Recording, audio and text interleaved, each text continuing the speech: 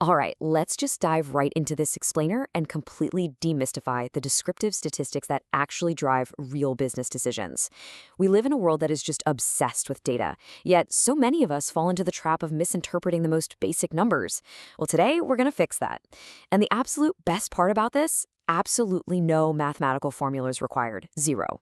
Instead, we're going to focus entirely on intuition, storytelling, and strategic business thinking to help you become truly data literate. Let's get into it. Section 1. When averages tell lies. We're going to completely bypass the boring textbook definitions and start off with a classic scenario that exposes exactly why you can't always trust averages. Imagine you're looking at your company's HR dashboard.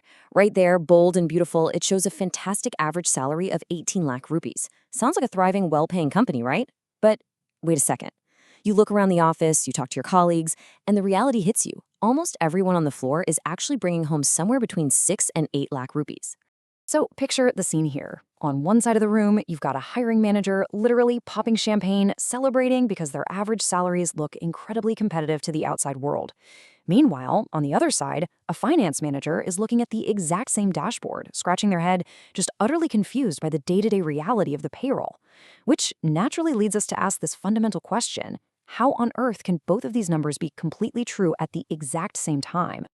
Well, the culprit here is the mean, what most of us just casually call the average. Look, people absolutely love calculating the mean for everyday things. We use it for tracking exam scores, figuring out our monthly household expenses, or, checking daily website visitors. Why? Because it's just so incredibly simple to calculate and super easy to understand. But the mean has a massive blind spot that we really need to uncover. Relying on it blindly, without any context, is actually one of the most common ways otherwise smart people end up making terrible business decisions. Section 2. Outliers and the honest median. To solve our HR dashboard mystery, we need to talk about that massive 5 crore figure right there in the data. Let's say there's a top-tier executive pulling in a 5 crore salary, sitting on the exact same payroll as the entry-level staff. This right here is what we call an outlier.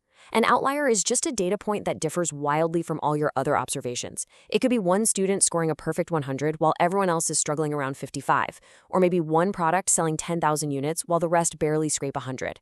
In our company's case, this single massive executive salary completely pulls our overall mean upward, creating a total illusion of high pay across the board. Professional analysts literally never ignore these outliers. Why? Because sometimes they're just data entry mistakes, sure, but sometimes they reveal incredible new business opportunities, or they might even expose hidden fraud.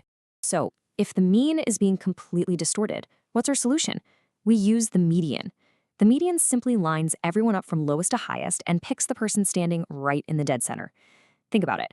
When data is severely skewed by extreme values, picture, say, a billionaire casually walking into a local coffee shop, instantly making everyone inside an average millionaire, the mean becomes utterly useless, right? The median, however, completely ignores that extreme noise and tells the honest story of the typical value. Whether you're analyzing CEO salaries, hyper-successful startup founders, or luxury real estate prices in a totally normal neighborhood, when the data is skewed, the honest median is for sure your best friend. Section 3. Measuring consistency and spread. Now that we've found a better, more honest middle, let's investigate the edges. We measure the spread using something called the range. Because think about it. Two completely different data sets can have the exact same average but tell totally opposite stories in reality. Imagine the daily temperatures in a freezing desert at night versus a perfectly stable tropical island. Or picture a highly erratic cricket player who scores a 0 one day and a brilliant 100 the next, versus a rock-solid player who just consistently scores 50 every single match. Or even consider your local food delivery times. Averaging 30 minutes sounds fantastic, unless the range swings wildly and unpredictably between 10 minutes and 2 agonizing hours. You need to know the spread. To really nail this down without using a single mathematical formula, let's compare Class A and Class B. Both classes actually have an average score sitting right around 60, but look at the spread. Notice how Class A's marks are tightly packed in the high 60s. This makes their performance highly predictable, super stable. Meanwhile, Class B is completely chaotic, with scores just bouncing wildly from 20 all the way to 100. Standard deviation simply measures this exact consistency. In the real world of business, whether you're dealing with manufacturing quality control, employee performance reviews, or customer wait times, unwavering consistency is often a lot more critical than just having a decent average. Section 4. Reading the whole data story. So the crucial point here is that with the middle of our data and the spread all figured out, we can finally look at the big picture. But before a professional analyst does anything else, they always ask one foundational question. How many observations do we actually have? We call this the count. Analysts literally always check the total count first. Why? Well, because an average customer satisfaction score based on just 10 passing customers shouldn't be trusted nearly as much as a score based on a massive sample size of, say, 100,000. Context really is everything, and the count gives you that essential foundation before you do anything else. Next up, we always check the absolute minimum and maximum values in our dataset. The minimum tells us crucial operational things, like our lowest website traffic day, our absolute fastest delivery time, or our lowest starting salary. On the flip side, maximum values help you instantly identify vital business metrics. We're talking your peak website capacity during a big product launch, your highest grossing revenue days, or record-breaking individual sales. Together, these minimum and maximum numbers define the absolute boundaries and limits of your business's reality. And when we put all of these pieces together, we get a complete summary table. Imagine our simple dataset of employee salaries. Without writing a single line of complex code, an analyst can look at a table just like this one and immediately understand the reality of the business. The count tells them the sheer volume of data. Comparing the mean and median side by side instantly flags any crazy outliers that might be hiding in the shadows. The min and max set the absolute boundaries, and the standard deviation reveals the overall consistency. It's exactly like reading a quick, highly revealing biography of your data. Section 5.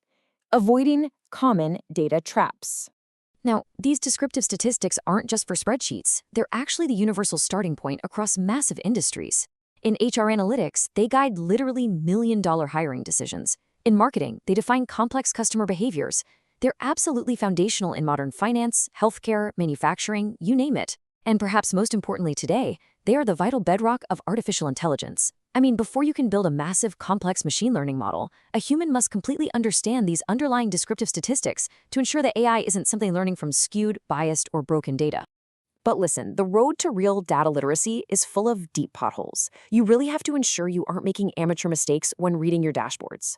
First off, don't blindly trust averages without immediately checking the median for a quick reality check.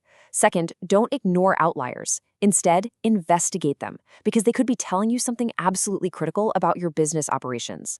And finally, never ever draw massive company-changing conclusions from a tiny, totally insignificant sample size. Protect your business by always checking the count first. Ultimately, the biggest takeaway here is that descriptive statistics don't automatically hand you all the answers on a silver platter. Instead, they tell you exactly where to start asking much better questions. The best data analysts in the world aren't the ones who can merely memorize complex formulas. No way. They're the ones who notice subtle patterns, who bravely question unusual numbers, and who patiently let the data tell its true story. So the next time someone hands you a shiny report boasting about an incredible average, I want you to ask yourself, what story is this number trying to tell me? And more importantly, what reality is it trying to hide?